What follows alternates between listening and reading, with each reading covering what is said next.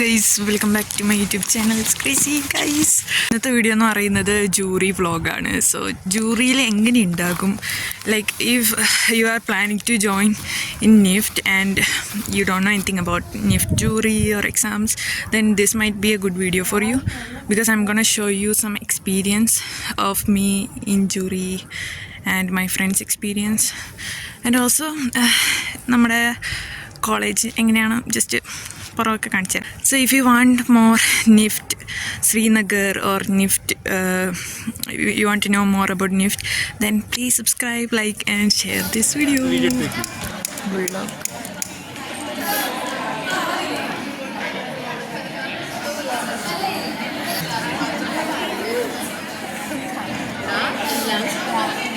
ഇവിടെ കുറേ പേപ്പർ ഇരിക്കുന്നിട്ടല്ല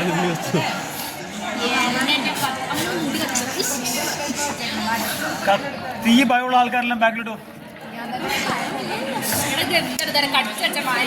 കുഴപ്പമില്ല, ഞാൻ പറയും എൻ്റെ കണ്ണിരിക്കും കേട്ടോ. നല്ലോണം പൊയ്ക്കല്ലേ. ഇനി മോളിൽ നിന്ന് മറ്റേ സൈറ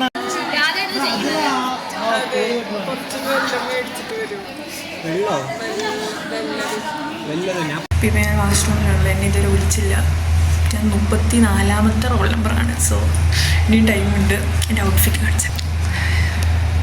സോ നമുക്ക് ഇങ്ങനെ ഫോർമൽ വെയേഴ്സ് എണ്ണം, ബേസിക്കലി ഒരു ഇൻ്റർവ്യൂവിനൊക്കെ പോകുന്നൊരു ഗെറ്റപ്പ്. എങ്ങനെയുണ്ട്?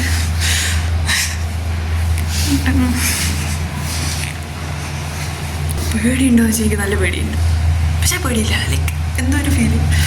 പഠിച്ചിട്ടുണ്ട്, അറിയുന്ന പോലെ ചെയ്യുക. ഇതെൻ്റെ ഫസ്റ്റത്തെ ജൂറിയാണ്. അതുകൊണ്ട് തന്നെ എനിക്ക് അറിഞ്ഞൂടെ എങ്ങനെയായിരിക്കും എക്സാമിന്. 2-3 മിനിറ്റൊക്കെ ചോദിക്കത്തുള്ളൂ എന്നാണ് പറഞ്ഞത്. So waiting for my turn. So ഇതിന് ജൂറി എന്ന് പറഞ്ഞിട്ട് പറയാം. സാധാ എക്സാംസ് അങ്ങനെയല്ല, ജൂറി. സോ നിഫ്റ്റിൽ ജൂറിയാണ്. And it's our first year, first sem exam. I will show you some of the videos that I captured and the reactions after the exam also. So yeah.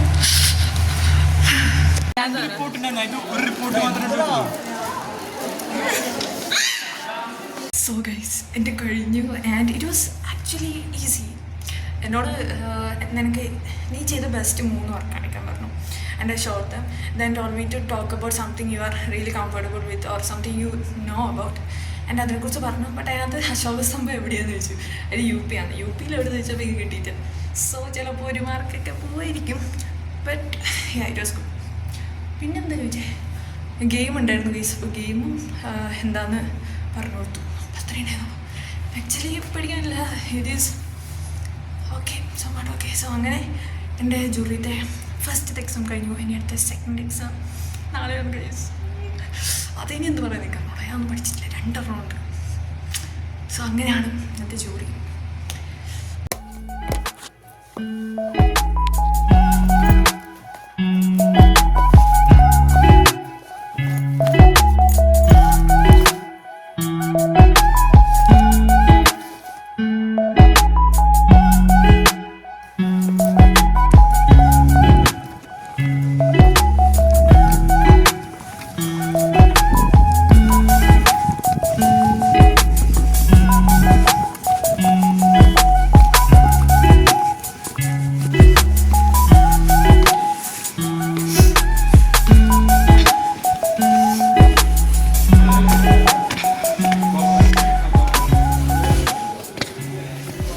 പിന്നെ ഞങ്ങളുടെയാണ് 3rd group.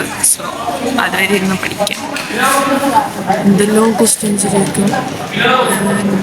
Geometry, history, അതിനകത്ത് 2 കുറേ question ചോദിക്കും. കുറച്ചൊക്കെ പഠിച്ചുള്ളൂ, ഫുള്ളൊന്നും അറിയത്തില്ല.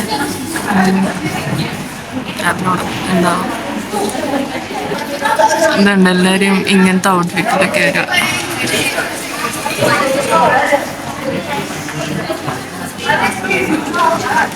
Jury അപ്പോൾ തുടങ്ങി. എന്നിട്ട് അവരെല്ലാവരും ഇനി പ്രിപ്പയർ ചെയ്തുകൊണ്ടിരിക്കും. ഞാനപ്പോൾ എന്തെങ്കിലും പഠിക്കട്ടെ.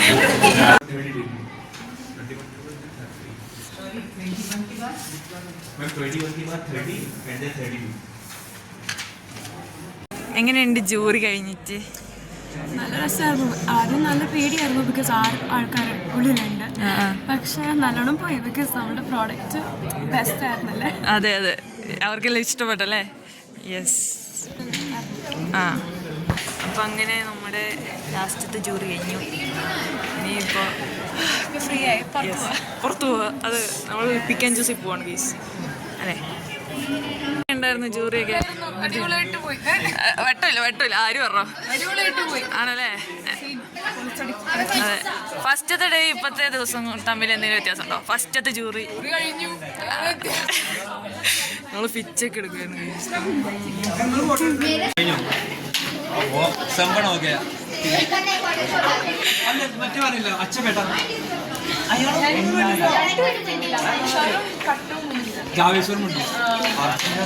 എല്ലാവരുടെ ഫിച്ചക്കിൻ്റെ എക്സാമിന് എല്ലാവരും ഫിച്ചക്ക്.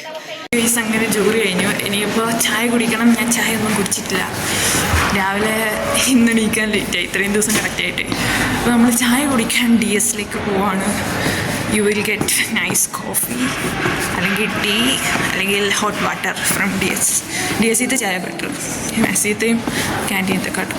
സോ നമുക്ക് DS പോവാം. ഇത് നമ്മുടെ എൻട്രൻസ്, കോളേജിൻ്റെ ക്യാമ്പസിനകത്ത് കയറാനുള്ള എൻട്രൻസ്. അവിടെ DS ഉണ്ട്. ഇതാണ് ഗൈസ് നമ്മുടെ DS, അല്ലെങ്കിൽ ഇതന്നെ ഡിപ്പാർട്ട്മെൻറ്റ് സ്റ്റോർ, അതുകൊണ്ട് DS എന്ന് പറയുന്നത്. നമുക്കിവിടെ കയറി ചാടി.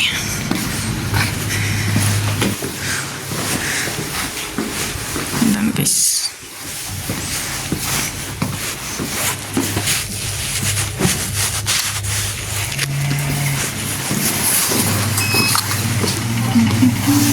ചായ ഗൈസ്. ഇതിന് 20 രൂപ.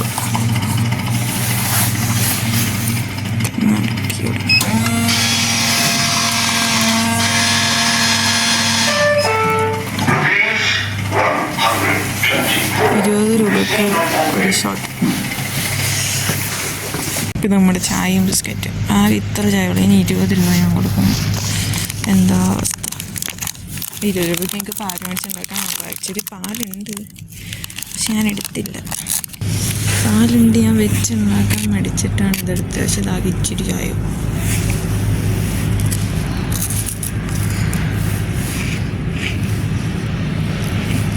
നല്ല തണുപ്പാണ്. കൈയൊക്കെ വേദനെടുക്കുന്നു തണുപ്പ് കാരണം. ഇത് തണുപ്പൊന്നും കുഴപ്പമില്ല, പക്ഷെ തണുപ്പ് സഹിക്കാൻ ഭയങ്കര പാടാണ്. ഇപ്പം ഇനി റൂമിൽ പോട്ടെ ഗൈസ്. എനിക്കറിയാം ഒന്നുകൂടെ ചായ വെച്ച് കുടിക്കണം.